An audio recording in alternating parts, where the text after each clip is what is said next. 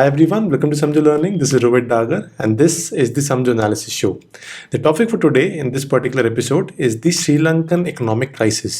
हम ये समझने वाले हैं कि श्रीलंका में इकोनॉमिक क्राइसिस जो अभी देखने को मिल रही है ये कैसे हुई, क्यों हुई और क्या इसके रेपरकशंस अभी देखने को मिल रहे हैं श्रीलंकन पॉपुलेशन को, इंडिया के ऊपर क्या इम्पैक्ट आ सकता है, इंडिया अपनी नेबरहुड फर्स्ट पॉलिसी के अकॉर्डिंगली क्या स्टेप्स ले सकता है, श्रीलंका की क्या जियो स्ट्रैटेजिक जियोपॉलिटिकल या स्ट्रैटेजिक सिग्निफिकेंस है for India and for the south Asian region, India being a south Asian giant क्या करना चाहिए हमें, क्या नहीं करना चाहिए, ये सभी चीज़ों को हम डिस्कस करते हैं।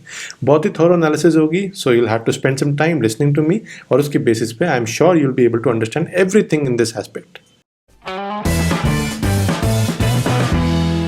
सबसे पहली बात हम ये डिस्कस करना ज़रूरी है कि that how do we know there is an economic crisis in Sri Lanka. देखो कुछ पर्टिकुलर इंडिकेटर्स हैं जिसके बेसिस पे हम ये एनालिसिस ड्रॉ कर सकते हैं। सबसे पहले श्रीलंका में रैम्पेंट इलेक्ट्रिसिटी शॉर्टेज देखने को मिल रही है। श्रीलंका का जो इलेक्ट्रिसिटी बोर्ड है ये कुछ दिनों के लिए ही इलेक्ट्रिसिटी अनइंटरप्टेड दे सकते हैं ऐसा कह रहे हैं। तो बहुत हैवी पावर आउटेज है, पावर कट्स हैं एट पीक टाइम्स। फिर जब डिटेल में देखा गया तो ये पाया गया कि जो इलेक्ट्रिसिटी बोर्ड है ये जो वहाँ की फ्यूल कंपनीज हैं इनको पे नहीं कर पा रहे हैं, इनके पास फ्यूल नहीं है टू रन दी टर्बाइंस, और क्योंकि इनकी पेमेंट काफ़ी ज़्यादा ड्यू है तो फ्यूल कंपनीज ने इनको फ्यूल देना बंद कर दिया है। इनफैक्ट जो श्रीलंका की सबसे इम्पॉर्टेंट और सबसे इकलौती फ्यूल रिफाइनरी थी वो भी बंद कर दी गई है बिकॉज वो पे नहीं कर पा रही है फॉर ऑयल इम्पोर्ट्स। और जब ऑयल और फ्यूल की शॉर्टेज हो जाती है in a country you can understand कि कितने बड़े चैलेंजेस हो जाते हैं because oil is something which is very very essential for all the basic goods and commodities. बिना फ्यूल के, बिना पेट्रोल डीजल के लिए पूरी कंट्री कोलैप्स हो सकती है, पूरी इकोनॉमी कोलैप्स हो सकती है, you can understand. And this is what is being seen in the country. Sri Lanka में ये देखा जा रहा है कि जो बेसिक नेसेसिटीज़ वाले मोस्ट एसेंशियल गुड्स हैं उनकी शॉर्टेज हो गई है और सीरियस शॉर्टेज है। और क्योंकि एक छोटा सा कंट्री है, छोटी सी कंट्री जिसके पास कोई मेन ऐसा कनेक्टिविटी है नहीं बाकी कंट्रीज साथ, चारों तरफ आपको पता है सी है, एंड इतनी छोटी कंट्री होने की वजह से they don't have the enough resources to produce goods themselves. तो इसलिए they are dependent heavily over imports कि इम्पोर्ट्स होंगे, एसेंशियल कमोडिटीज़ भी इनकी बाहर से आएंगी और फिर उसके बेसिस पे they can work on their basic demands. And similarly they are dependent on their exports. अब एक्सपोर्ट्स तो अलग चीज़ है बट यहाँ पे इम्पोर्ट्स के ऊपर इनकी डिपेंडेंसी इतनी ज़्यादा होने के साथ साथ जब इनके फॉरेक्स रिजर्व्स बहुत ज़्यादा गिरने लग गए हैं, उन फॉरेक्स रिजर्व्स की कमी होने के कारण ये इम्पोर्ट्स एडिक्वेटली नहीं कर पा रहे हैं। और क्योंकि इनके पास सही इंपोर्ट्स नहीं आ पा रहे हैं, सही क्वांटिटी में इनके पास इंपोर्टेड गुड्स नहीं आ पा रहे हैं, इसीलिए एसेंशियल कमोडिटीज़ की भी शॉर्टेज देखी जा रही है। अब इनके फॉरेक्स रिजर्व क्यों गिरे हैं अब इस पर डिस्कस करते हैं, ये एक बहुत डिटेल्ड एनालिसिस होनी चाहिए। लेकिन जो इंडिकेटर्स हैं उनके बेसिस पे we are trying to understand कि सही में इकोनॉमिक क्राइसिस है। और हमें क्लियरली इस बात से पता लगा है कि इन दिसंबर 2021 उसी दौरान में काफ़ी सारी इंटरनेशनल रेटिंग एजेंसीज ने श्रीलंका की जो ओवरऑल रेटिंग है वो काफ़ी डिक्रीज कर दी है। फिच ने CCC से CC कर दी है श्रीलंका की रेटिंग, और स्टैंडर्ड एंड पुअर्स ने CCC+ से CCC कर दी है। तो बात यह है that the overall international rating has been declining for Sri Lanka, which means that investment and other inflow of foreign currency mediums would decline, और यहाँ पे चैलेंजेस अब आगे एग्रीवेट होते ही जाएंगे। इसका एक मेजर इंडिकेटर ये है जिसके बेसिस पे रेटिंग डिक्रीज भी हुई है, that Sri Lanka has an external debt of $45 billion which is रफली about 60% of their GDP, which is a huge number. India का जो GDP का रेशियो है to debt, external debt is 20%। India has 20% of external debt as compare to that GDP। Pakistan जैसा देश भी जिसके बहुत ज़्यादा मतलब प्रॉब्लम है, एक्सटर्नल डेट बहुत ज़्यादा बढ़ गई है, उनका भी 40% है। Their external debt to GDP ratio is 40% for Pakistan, जबकि हम कहते हैं कि पाकिस्तान तो बहुत ज़्यादा फाइनेंशियल क्राइसिस तरफ जा रहा है। Sri Lanka's external debt to GDP ratio 60%, which means that have already reach to an financial crisis situation. अब इस सिचुएशन में क्या होता है, when you see this an economic crisis, तो इन्फ्लेशन बढ़ेगी because goods and commodities are not present. अब जब प्रेजेंट नहीं है, जो अवेलेबल स्कार्स कमोडिटीज हैं उनके प्राइसेस बढ़ जाएंगे, एक्सटर्नल डेट बढ़ती जा रही है, आपके पास फॉरेक्स रिजर्व्स कम होते जा रहे हैं, उस केस में आपकी जो करेंसी है वो ऑब्वियसली डीवैल्यू होती जा रही है। डीवैल्यू हो रही है तो इन दैट केस आपको इन्फ्लेशन देखने की मिलेगी, और जब ज़्यादा इन्फ्लेशन होगी तो government will have to step in and put in some measures. अब Sri Lankan president Gotabaya Rajapaksa has declared an economic emergency to contain the soaring inflation after steep fall in the value of the country's currency, जिसकी वजह है basically spike in the food prices, और ये अचानक से एक महीने में नहीं हुआ है। This was building up since a few years of course, लेकिन पिछले कुछ महीने से तो बहुत जल्दी जल्दी बिल्डअप हो रहा था। 31 अगस्त 2021 को श्रीलंका ने एक state of economic emergency declare कर दी थी, as it is running out of forex exchange reserves for essential imports like food. Fuel की तो अभी मैं बात ही नहीं कर रहा हूँ, फूड के हिसाब से भी आप देखोगे तो भी इकोनॉमिक इमरजेंसी आ रही थी, जिसकी वजह से there was a sharp rise in the prices for sugar, rice, onions, potatoes. और ये देखा गया when there were long queues which were formed outside stores because of shortages of milk, powder, kerosene oil and cooking gas. The inflation numbers in Sri Lanka in December 2021 was 12.1%, और इससे just एक महीना पहले नवंबर में इट वाज 9.9%। तो आप एक growth देख रहे हो कितनी स्टीप है। और एक साल में, पिछले एक साल में कमोडिटीज के प्राइसेस लगभग डबल हो गए श्रीलंका में। अब ऐसी डेस्परेट सिचुएशन में आपको क्या लगता है कि कंट्री क्या करेगी? कि एक्सटर्नल डेट है, फॉरेक्स रिजर्व डिप्लीट हो रहे हैं, लोन इतनी आसानी से मिलेगा नहीं बाहर से, और इस सिचुएशन में जो इन्फ्लेशन हो रही है, प्राइसेस बढ़ रही हैं, तो मजबूरी में कंट्री को इस सिचुएशन में और ज़्यादा करेंसी प्रिंट करनी पड़ती है। This is what was done by Sri Lanka also. They printed रफली about 69,100 crore rupees worth of money. ये नोट्स उन्होंने प्रिंट किए पिछले एक साल में, which is roughly about $3.4 billion in 2021 itself। अब आप सोचोगे कि $3.4 billion तो इतना ज़्यादा नहीं हुआ है कंट्री के पॉइंट ऑफ व्यू से, बट आप इंडिया के पॉइंट ऑफ व्यू सोच रहे हो, आप श्रीलंका के पॉइंट ऑफ व्यू सोचो, which is a small country, इनके रिसोर्सेज भी लिमिटेड है, पॉपुलेशन भी limited as compare to India which is a larger country of course. तो श्रीलंका के लिए $3.4 billion is a big thing. और अगर आप मेजर करना चाहते हो कि ये इतने $billion वर्थ इट है कि नहीं प्रिंट करना एंड एवरीथिंग, या ज़्यादा अमाउंट है कि नहीं, you can understand from the fact that Sri Lanka had about $7.5 billion worth of forex reserves in 2019, which has dropped to about $2.4 billion as of today। तो इनकी forex reserves जो पहले इनके लिए sufficient थी, वो भी बहुत ज़्यादा नहीं थी इंडिया के कॉन्टेक्स्ट में, बट श्रीलंका के कॉन्टेक्स्ट में it was sufficient। Now it has dropped significantly, 7.5 से या 7.7 से 2.3, 2.2 तक आना बहुत बड़ा नंबर होता है। अब इतना बड़ा ड्रॉप आ जाने की वजह से श्रीलंका की प्रॉब्लम्स आई है, तो हम इतना समझ में आ गया है कि इकोनॉमिक क्राइसिस है। नाउ वी मस्ट अंडरस्टैंड कि ये इकोनॉमिक क्राइसिस क्यों हुआ है। We know that the goods and commodities value is rising, we know that their quantity is scarce, we know that repayment issues हो रहे हैं, बट ये हुआ क्यों है ये समझने की कोशिश करते हैं। पहला जो सबसे मेन रीजन आप समझ भी पा रहे होगे इज द पैंडेमिक। अब देखो जो श्रीलंकन इकोनॉमी है, it was mostly dependent on remittances, उसके साथ साथ इनका tourism and specific exports like garments and T, जो कि बहुत ही ज़्यादा फेमस है यहाँ की। अब देखो पैंडेमिक में कुछ इश्यूज ये आए हैं कि चलो हम एक्सपोर्ट्स को अगर साइड में भी रख दें कि ठीक है तो एक्सपोर्ट्स चल ही रहे होंगे, गारमेंट्स के चल भी रहे होंगे, उनको साइड रख देते हैं। रेमिटेंसेज में थोड़ा डिप आया है बिकॉज ग्लोबली लोगों को काफ़ी दिक्कत आई है, इनकम्स हैव डिक्रीज्ड। सेकेंडली जो सबसे इंपॉर्टेंट इनका फैक्टर था वो था tourism. Tourism contributed significantly to the economy of Sri Lanka. Tourism ने बहुत मैसिव डिप लिया है ड्यूरिंग द पैंडेमिक, लोग जा ही नहीं रहे हैं श्रीलंका घूमने के लिए, उसकी वजह से इनके साथ बहुत सारे चैलेंजेस देखने को मिले। ऑल्दो टूरिज्म इज कंट्रीब्यूटिंग रफली about 10% of the GDP of Sri Lanka, लेकिन यहाँ पे समझने की बात यह है कि tourism was a significant contributor of forex reserves. External currencies लेके आता था, डॉलर्स लेके आता था tourism to the economy of Sri Lanka, और फॉरेक्स रिजर्व्स को बढ़ाने में सिग्निफिकेंट कंट्रीब्यूटर था। अब क्योंकि हम ये समझ चुके हैं कि फॉरेन एक्सचेंज काफ़ी डिप ले रहा है इन दिस कंट्री, और लेकिन चैलेंजेस तो और ज़्यादा बढ़ेंगे ही क्योंकि इंपोर्ट्स के ऊपर ये बहुत ज़्यादा डिपेंडेंट है एज आई जस्ट सेड, और इंपोर्ट्स के लिए आपको ऑब्वियसली डॉलर्स में पे करना पड़ेगा सेटलमेंट्स के लिए, और सेटलमेंट ठीक से हो नहीं पाएगी, नए इंपोर्ट्स के लिए आप पैसा दे नहीं सकते हो, उस केस में इनकी एसेंशियल कमोडिटीज़ भी पूरी नहीं कर पा रहे हैं, इस केस में यहाँ पे इन्फ्लेशन भी देखने को मिल रहा है। अब इनकी जो करेंसी है ये बहुत ज़्यादा डीवैल्यू हो चुकी है, रफली about 8% in this year itself. इसकी वजह से ये बैलेंस ऑफ पेमेंट क्राइसिस की तरफ जा रहे हैं, just as India was into this situation during 1991 when the LPG reforms were introduced। अभी बैलेंस ऑफ पेमेंट क्राइसिस एक ऐसा सिचुएशन होती है जिसमें कंट्री की economy is on the verge of collapsing, और उसके लिए बहुत स्ट्रिक्ट रिफॉर्म्स लाने की जरूरत है। लेकिन इंडिया के केस में तो रिफॉर्म्स लाना it was easier because you have to change your economic policy, और उसके बेसिस पे काफ़ी कुछ ठीक हो जाएगा। श्रीलंका के लिए इकोनॉमिक पॉलिसी में चेंजेस लाना इज वेरी टफ। क्यों? ये अगले फैक्टर से आपको पता लगेगा। पहला हमने देख लिया है is obviously the pandemic. The second reason for such economic crisis in Sri Lanka is debt financing। अब debt financing for Sri Lanka was a pre-COVID situation।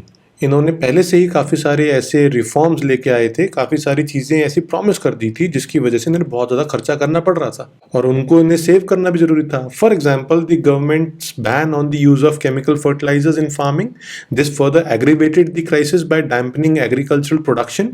Government ने सोचा कि ऐसे करने से हमारी जो एग्रीकल्चरल सब्सिडीज है वो $400 मिलियन तक की कम हो जाएंगी, तो इट इज़ गुड। इसके बदले में इन्होंने सोचा कि हम ऑर्गेनिक फार्मिंग को अगले 10 साल तक बहुत ज़्यादा प्रमोट करेंगे। फार्मर्स ने इसके लिए प्रोटेस्ट किया, they joined the teachers to protest about this. Teachers are protesting कि हमारी कॉस्ट ऑफ लिविंग बहुत बढ़ गई है, वेजेस बढ़ाओ, ऐसे काम नहीं चल पाएगा। और दूसरा चैलेंज क्या बन के आया, अब क्योंकि राइस जो इनके लिए बहुत इंपॉर्टेंट है, इस एरिया में राइस की जो कंजम्पशन है वो बहुत ज़्यादा है और राइस की शॉर्टेज होने की वजह से जो पहले सब्सिडी में ये पैसा दे रहे थे, अब इनको वही खर्चा करना पड़ रहा है टू इम्पोर्ट राइस। $450 मिलियन खर्चा करना पड़ेगा राइस को इम्पोर्ट करने के लिए। तो कुछ थोड़े से मिसमैनेजमेंट भी हुई है गवर्नमेंट से and eventually this year Sri Lanka will have to give up $7 billion in repayment of debts, जो कि बढ़ती जा रही है। Then we come to the third reason which is responsible for this economic crisis and this is scams in the government. अब श्रीलंका में बहुत सारे स्कैम्स देखने को मिले हैं over the period of last few years. इसमें से कई सारे ऐसे भी हैं जैसे कि प्रोपेन और ब्यूटेन का रेशियो इन दी सिलेंडर्स, जिसकी वजह से बहुत सारे एक्सप्लोजन्स भी हुए हैं इन हाउस होल्ड्स। उसके साथ एक एग्जांपल ये भी है कि चाइना से इन्होंने कंटामिनेटेड फर्टिलाइजर प्रोक्योर किए गलत तरीक़ों से, जिसको सही से चेक नहीं किया गया, फिर बाद में इनको रिटर्न भी करना पड़ा, लेकिन इनको पे भी करना पड़ा $6.7 million even though they had returned everything. ऐसे बहुत सारे स्कैम्स हुए हैं जिसकी वजह से लोगों का ट्रस्ट भी काफ़ी कम रह रहा है गवर्नमेंट के अंदर और गवर्नमेंट भी काफ़ी ज़्यादा रेडार के अंदर आ रही है of the general public. The fourth reason which is a significant reason, और इसको सभी जानते होंगे, पैंडेमिक के बराबर का ये इंपॉर्टेंट रीजन है, this is the Chinese debt trap. Sri Lanka को जो अपने डेट पे करने हैं, जो क्रेडिटर्स को पैसा वापस करना है, उसमें जो सबसे सिग्निफिकेंट पैसा वापस करना है $8 बिलियन टू चाइना। और आप जानते भी होंगे 2017 में देयर वाज अ न्यूज कि हम्बनटोटा का जो पोर्ट था वो श्रीलंका को चाइना को देना पड़ा for 99 years lease because it could not repay its debt. China अपनी काफी स्ट्रेटेजिक इंपॉर्टेंस के हिसाब से हम्बनटोटा कर रहा है, इंडिया के लिए बहुत ही ज्यादा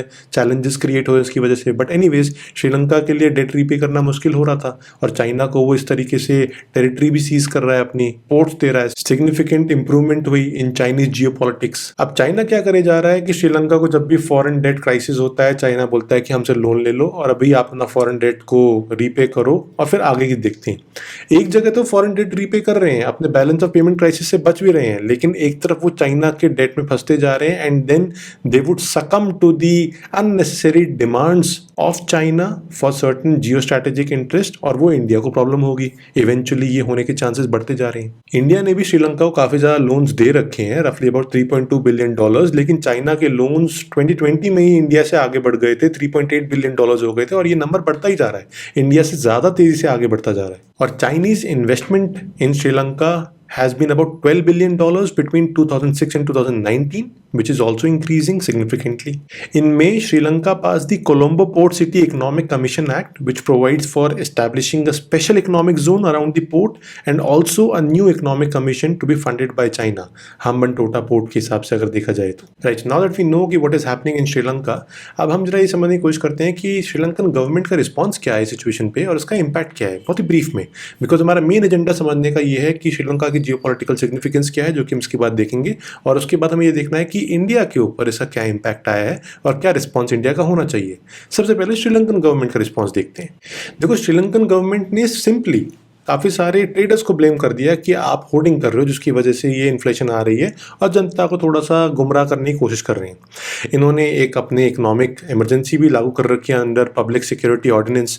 आर्मी को स्पेशल पावर दे दी कि आप इन ट्रेडर्स को पकड़ो, होर्डिंग का अगर आपको सामान मिलता है इनसे छीनो और फिर सस्ते दामों पर जनता को बेचो। और ये भी पावर स्पेशली दी गई है कि फॉरेस्ट रिजर्व्स का यूज़ सिर्फ एसेंशियल कमोडिटीज़ के लिए, जो बहुत इंपॉर्टेंट कमोडिटीज़ हैं जिसके बिना काम नहीं चल सकता, उन्हीं के लिए यूज़ किया जाएगा।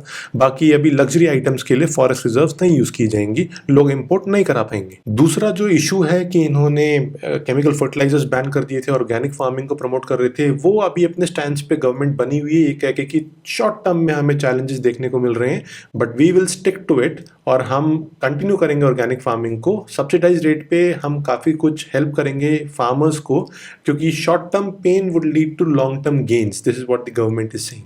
उसके साथ साथ गवर्नमेंट ने ये बोला है कि जो ट्रेडर्स हैं they will not exchange more than 200 Sri Lankan rupees for an American dollar and it stopped the traders from entering into forward currency contracts, ताकि डॉलर्स की होर्डिंग ना होने लग जाए और इन्फ्लेशन को हम कंट्रोल कर सकें। ये रुपये की मतलब श्रीलंकन रुपये की डिप्रिसिएशन को रोकने की कोशिश कर रहे हैं। इसका इम्पैक्ट क्या हुआ ये जानना जरूरी है। गवर्नमेंट ने तो कह दिया कि ये सब कर देते हैं।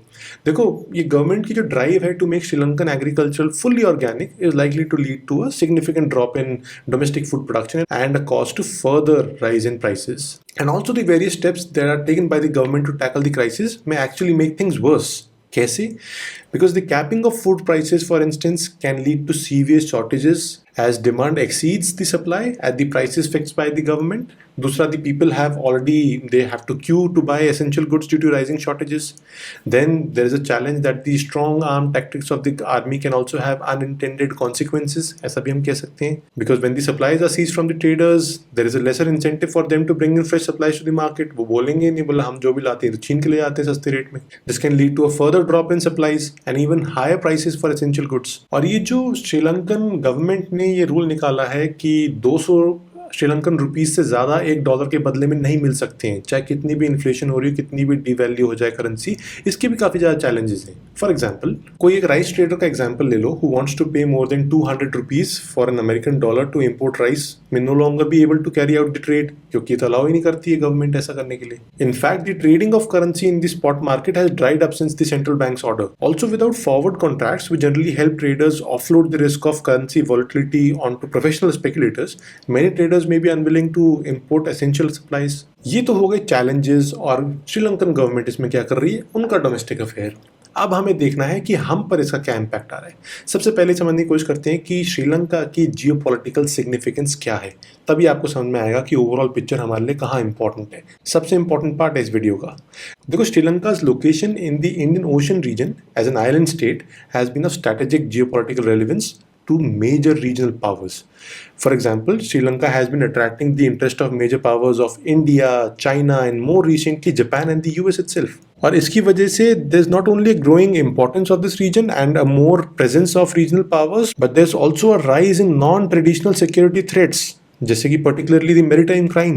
Sri Lanka also has a list of highly strategic ports which are located along the busiest sea lanes of communication, including the Hambantota port, जो कि obviously अब काफ़ी controversy में भी आ गया है, चाइना के हाथ में आ चुका है और एक connecting route है between the west and the east। तो इसलिए इसकी इकोनॉमिक सिग्निफिकेंस भी बहुत ज़्यादा है, जियोपॉलिटिकल सिग्निफिकेंस भी बहुत ज़्यादा है। अगर ये ट्रेड रूट कट हो जाते हैं तो फिर काफ़ी रीजनल पावर्स को काफ़ी ज़्यादा अपने स्ट्रेटेजिक इंटरेस्ट खराब होते हुए दिखाई देंगे और इसका कंट्रोल चाइना के हाथ में आ जाना is very detrimental and who knows in future it could be a military base as well.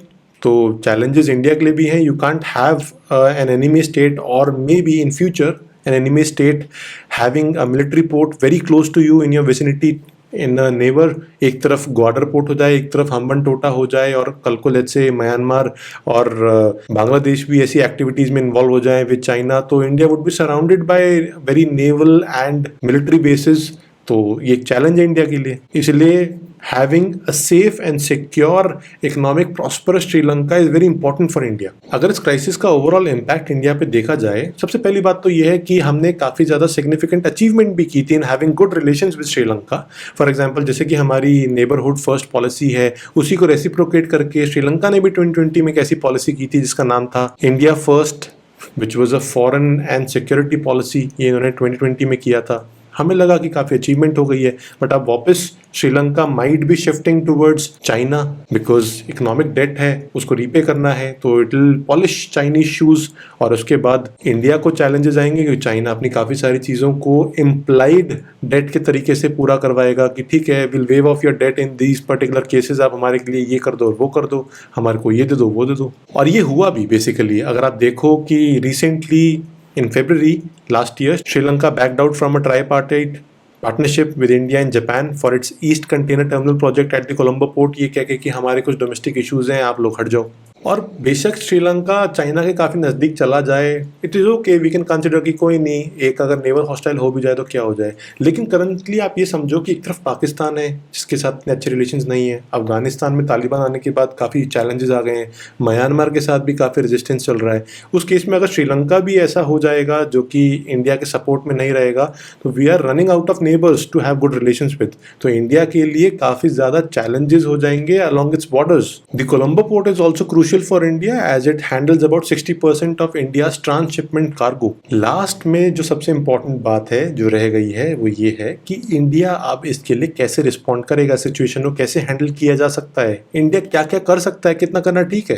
देखो, recently India announced a $500 million credit line to help Sri Lanka purchase petroleum products, जो कि इनकी इमीडिएट रिक्वायरमेंट भी है as the island nation struggles with a massive fuel and energy crisis. And अभी रिसेंटली एक दो हफ्ते पहले ही in January 2022 India has also announced a $1 billion assistance to Sri Lanka to help them clear off their balance of payment crisis debt. This is an assistance package which we can say, जिसको specifically most importantly food crisis को resolve करने के लिए use किया जाएगा by Sri Lanka and the import of important medicines and medical equipments and everything. और सिर्फ ऐसा ही नहीं कि अभी ये मदद की जा रही है, पैंडेमिक के टाइम में भी इंडिया ने श्रीलंका की बहुत मदद की थी। For example, India sent about 150 tons more oxygen to Sri Lanka to help the island nation combat the third wave of the कोविड-19 pandemic. There was a currency swap between India and Sri Lanka $400 million, जो कि जुलाई 2020 में किया गया था। इससे श्रीलंका के पास थोड़ी एक्स्ट्रा फॉरेक्स रिजर्व्स आ गई थी।